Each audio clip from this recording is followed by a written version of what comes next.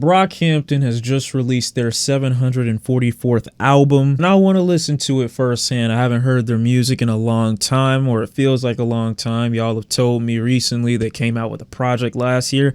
I never heard of it, so it don't exist. This new one is called Roadrunner, and I'm excited, man. I've been waiting for Brockhampton to show up like, what is it, the groundhog, like the little gophers on Groundhog Day. I don't know what those are called. Are those actually called groundhog? Regardless, I'm really excited to hear what they've got. Heard a couple of their singles. Buzzcut, definitely a good way to start this album off. Features from Charlie Wilson, ASAP Ferg, and Rocky. We got features from JPEGMAFIA. It's really just the whole nine right now. Can we really go wrong? No, it's a rhetorical question, bitch. Excuse the wife beaters in the videos recently. I promise I'm not a domestic abuser, but I'm moving soon. My clothes are all over the place. Boxes are all over the place. I don't feel like getting dressed up just to make a video to impress a bunch of preteens. So you get wife beater C. I'm here. Let's listen to the new Brockhampton album. I'm ready. You're ready. Obviously, I've already heard Buzzcut, and there was another one I heard too that I wasn't really that keen on. I don't know if it made it onto this album though. Just like beat it into me like a drum. I like when things get hammered into things. I'm not a domestic abuser. 2, Chain On, featuring my MVP for 2019.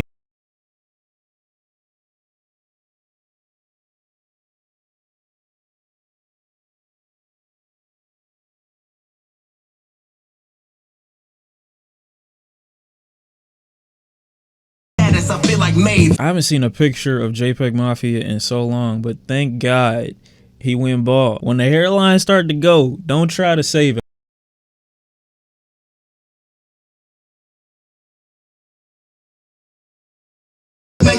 Yeah, I love the end of Dom's verse. I would probably say he had the most energy, but the song itself is just kind of chill and laid back. It's almost one of those tracks you listen to while you're on the way to work early morning and you're walking because you don't have a car. I don't know, it's like something about it that's like upbeat despite the fact that it's so laid back. I heard Count on Me in my own time.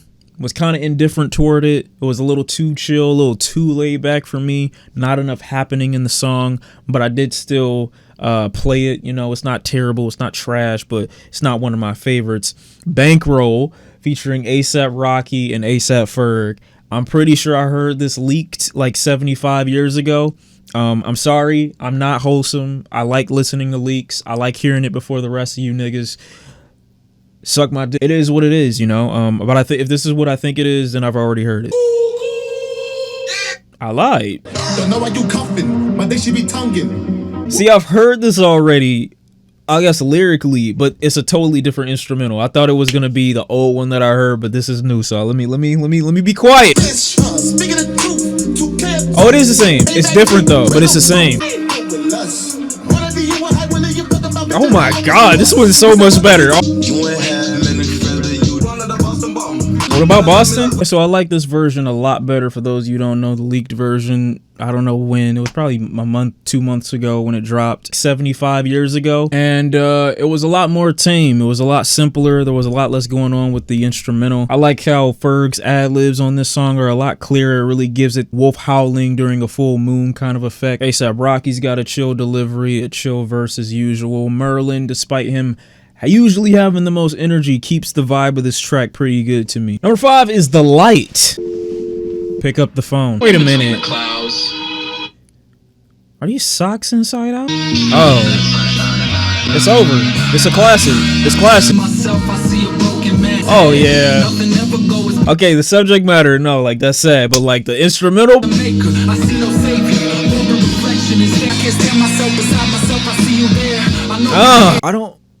I think that's Kevin. Let me tell you, this is a great track immediately. Yes, because it's sad. Obviously, the track isn't finished yet. I can't speak for him yet, but if he's going where I think he's going, you know, you hate being a reflection of the person that made you, and when you look at you, you see them, like wondering if there's things that you're predisposed to, hating certain things about them, so it kind of means you hate little parts of yourself if you mimic them or imitate that, or you're dealing with something that they also had to deal with, so that little demon or whatever that was on them is now also on you. And it sucks when you look identical to your parent, like them, then they literally skeeted you out, and then it's them again.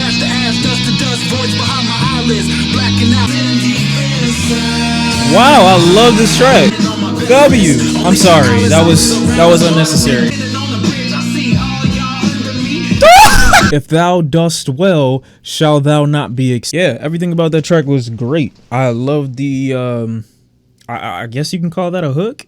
It's more of like a bridge than a hook, and the song just goes. It's just constant momentum. It's never stops. Energy from start to finish. I believe if that was Kevin, dominates the verse. I thought it was good. Very introspective. Got some more information. Very sad, but still great, because exploiting sadness is exactly what the music industry is all about. Feels good to get this shit out the mud. Nigga made it from I caught a charge, now I'm back out. I bet this car will blow it back. Watch for your wife. I'ma take her out your life. You know, she with my God, this beat has such a bitch get out the way kind of I don't know, it's got like a bit of a, despite how rude it is, it's got like a bit of a charm to it, like a bit of a charisma. I don't know if it's a sax, but it adds almost like this whimsical kind of theatrical performance to it, almost like what they're saying is so unbelievable. Like that sax, if that's what I think it is, it's like adding a little bit more zaniness to, you know, Merlin's already rude lyrics, and also his very charismatic energy. Oh, Matt Champion's doing good now. You never sleep again. Nightmares is right. Oh yeah, they're running this shit. Oh, I like that line. Don might be the best lyricist out of the group. You know, sometimes I go back and forth between him and maybe, you know, Kevin every now and again, because his lyrics are usually more introspective. But my pen can be your fortune teller or an ATM. Like that's a dope line. Is that Kevin? I never know anymore. I don't care. I don't care who says it. I don't care in what context it's said. We have to stop the Rona bars. It's got to stop. I don't need to hear it no more. Stop it. Stop it. Just cut it out. Also, who is this? See, they have these like Justin Timberlake-esque, you know, or these NSYNC-esque pop moments, you know, in tracks that are clearly very inspired by hip-hop. So then they give the track more of a psychedelic feeling. That was a lengthy track, but I did enjoy it. All the little transitions, the little beat changes, the verses I thought were very theatrical, very entertaining. I'm gonna have to go back and listen to that second to last verse just to see who it was, but yeah, I actually really enjoyed that track. I'll Take You On, featuring my favorite of all time, one of them, Charlie Wilson.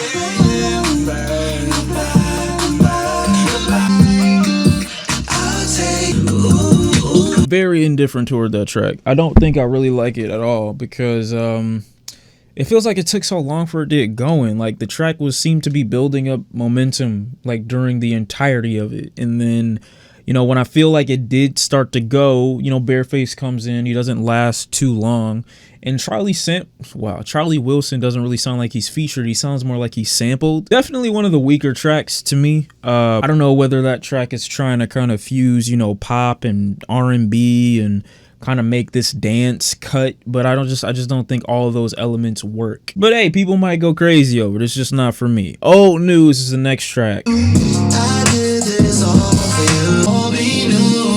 Not feeling it. Gotta do for you. All right, no, I don't know. It just doesn't feel like the track naturally has that sunset, sunshine, beach vibe. You know, rolling with your friends in the whip or whatever the case is. Like, I feel like it's going for that, but it just doesn't have that organically. I feel like it's trying to deliver that vibe, but the subject matter is pretty empty, so I don't really feel anything in connection to what they're saying right now. And also, it's just kind of bland. You know, it is. It really is kind of bland as far as personality when it comes to delivering what I feel is one of Brockhampton's strongest assets, which is their ability to kind of fuse a bunch of different emotions or fuse a bunch of different energies that you typically get from specific genres and then like put them all together to make a really colorful track. But I don't really feel that here. It feels more like a Brockhampton type beat generator. But again, that's just me. Number 9 is What's the Occasion? Sounds like early Eminem. I like this a lot. Wow. Let me not speak too soon. You know, I know what happens when that happens.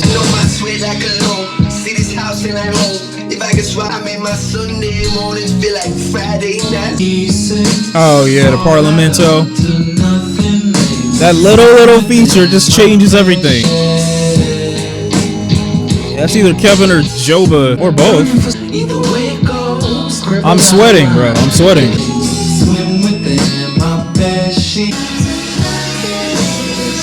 This is amazing. This is amazing. It's so explosive. It's like a firework. What's the occasion? Easily one of my favorite tracks. The vibes are great. It kind of delves into, I don't want to say G-Funk just because it has that one little feature, but it does have some kind of early Eminem, just early 2000s music, early 2000s rap, early 2000s rock, you know, and it just fuses those elements and it kind of makes for a more intimate listen. You know, the tracks like that just felt a lot more close to home, and I think that's what that track was. I feel like a complete soul reaper about to release my Bankai with this shit. Track number 10 is When I Ball. See, now this sounds like a Charlie Wilson. Okay. I like that track too. Don't know how often I come back to it. It was really chill, pretty laid back. I think some of these tracks are more for the Brockhampton fandom, people who like the extremely, you know, kind of sit down with me almost as if we're friends at a campfire and we're all sitting around hearing each other's stories. It was okay. Don't shoot up the party. This better have mad energy. See white boys, all I see when, but I knew about NSYNC, folk, cash could roll me. Well, see. Okay, wait. Come on. Yeah. Yes! I didn't know.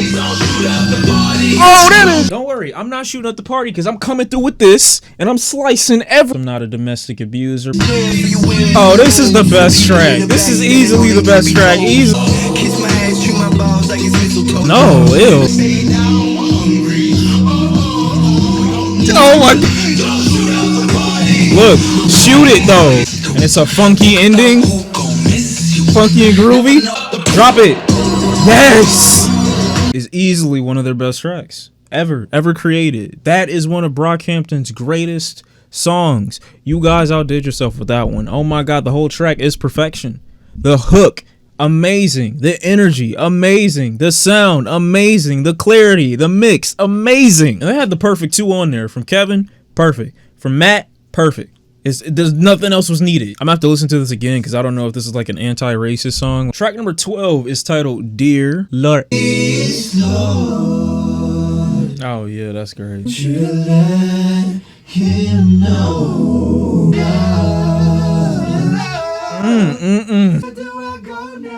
Who did that? Oh my god, yes. This is such a wholesome almost closer. Yeah, that track is also one of the favorites, you know. I don't feel like we've gotten anything that's been like overly processed. That definitely was my negative view of what that album was. Iridescence, you know. It definitely felt more like throwing an album into like a meat grinder. Maybe again I'm hazy because I haven't listened to it in a very long time, but this one it has that smoothness but also that separation from saturation that makes them come off as a bit more mature, not as mellow as you know, Ginger was, that definitely showed the separation from who they used to be or who they used to portray themselves as. They definitely came off as a lot more mature in that album, and as a result that album just didn't end up being as fun, though I did enjoy it way more for their growth. This album has a little bit of a mixture of those things, the maturity from Saturation series, from the hype and the overwhelming sometimes energy of Iridescence. You know, the tracks that do stand out, I feel like they stand out in so much more of a confident way. With Buzzcut, you knew that they knew that track was going to be a great track while they were making it. You know, with Don't Shoot Up the Party, you knew by what they were giving that they knew that it was going to be an amazing track. Like some tracks you can see that an artist didn't know for sure whether or not this one was going to be the hit or whether or not people would take to this, but the confidence in some of their deliveries on some of these tracks, not all of them, but on some of them, just shows, wow, we really know how to make music. Can't say that for every track, but there are some of those tracks on this album that really have that confidence. And then the ability to have that kind of vocal presence and that kind of togetherness to kind of make for an almost gospel-esque track as a prayer to God near the closer of your album. I think that just speaks again to you just being confident in the presence of the members of your group. There's not many people, even singers, that would attempt that. Yeah, not modern day. I wouldn't say that. The final track is called The Light Part Dose. So it's almost like an anti-suicide song. I hope that's what this is. I hope I'm not misinterpreting it. Look at these niggas giving me false info. Like I ain't grow up on MTV, Boondocks, and the Chappelle Show. Bitch, I get much confidence. Back when I was making songs at my mama's crib. Had Jeezy on repeat, and you whip. No peace in my streets, and he cheap if my boyfriend is driving. Plus he got the kind of skin to make the police like him. You can't do that. Kevin has gone over to the light side. Abandoned by the life giver. Looking back at my life different. It's safe to say I'll find a way out the darkness the way you left. So this is a very, very detailed, very painful track, clearly, and I like it. You know, it's very, it has elements in it that aren't necessarily, oh my god, my eye is burning. It has elements in it that aren't necessarily trying to understand or trying to comprehend, you know, a suicidal mind almost. If I'm interpreting this correctly, it's more so just kind of detailing the effect that the loss of that loved one had on those who remain. And, you know, I do like the beginning, you know, the beginning line, which basically emphasizes, you know, if you think that this is a quick fix, it's not. You know, it's worth waiting to reach the end of your life naturally before you know, take it. It's worth waiting for that light, because there's so much, you know, in life for you to still experience, you know. So I definitely like how it's whispered almost, because you do, and I can't really say, but I would imagine someone would have to be in a very secluded, isolated space, and the whispering "please don't do it" is almost kind of like very delicate and soothing, not trying to be so abrasive, even though it does say in the chorus, "I'm screaming, don't do it." It's whispered in a way to kind of comfort those that are dealing with those thoughts right now. So I do really like that. I don't know if it was intentional, but that's kind of what I took away from it. My eyes fucking burning. All in all, I do like this Brockhampton album more than Iridescence, and about the same as Ginger, I would say. I don't really know how I would rate it, but for right now, I do definitely think it has a place atop the maturity scale of what Brockhampton has had to offer. I do think some of their commentary when it comes to the social climate of the world that they're in right now, the world that they see, I do think sometimes it could be a little bit more introspective, a little bit more detailed, but I will admit that none of the times where they ever address it do I feel like they're doing it because they're trying to pander, or do I feel like they're doing it out of some like false responsibility to address certain topics. You know what I mean? I definitely do feel like it is within them to talk about these things, because I do feel like it affects them genuinely, and they genuinely want to talk about it. And there are some clever ways where they kind of flip the issue and kind of make it a little bit more fun or lighthearted. And there's some times where they take the issue and they make it a little bit more of a focus, you know, but not necessarily trying to come off as the most nuanced people about it, but just to show their listeners and their viewers how it's affected them personally. And I do appreciate them sharing their experience with that. It definitely makes for better overall music. I want to say the main standout on this album is probably Kevin. I didn't really hear much from Joba. Maybe I have to go back and hear him, like if he's credited on certain parts and I just didn't recognize him at all. But I would have liked to hear a lot more of him, considering how important of a role I felt like he played in the enjoyability for me with Ginger. I would have liked to hear him a little bit more here, but maybe that's why a more backseat approach was taken.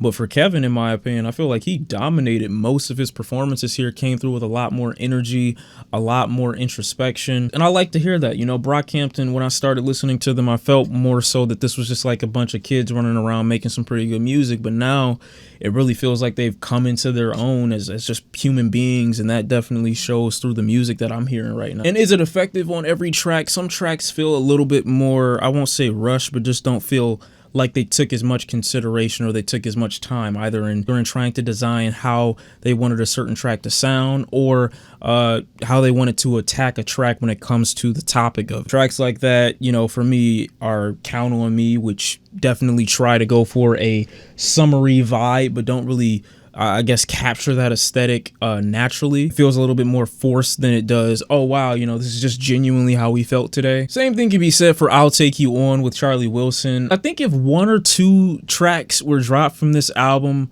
I would think it was close to their best, just period. But it feels just like a really good detailed diary entry, and I like it. You know, Brockhampton with Roadrunner.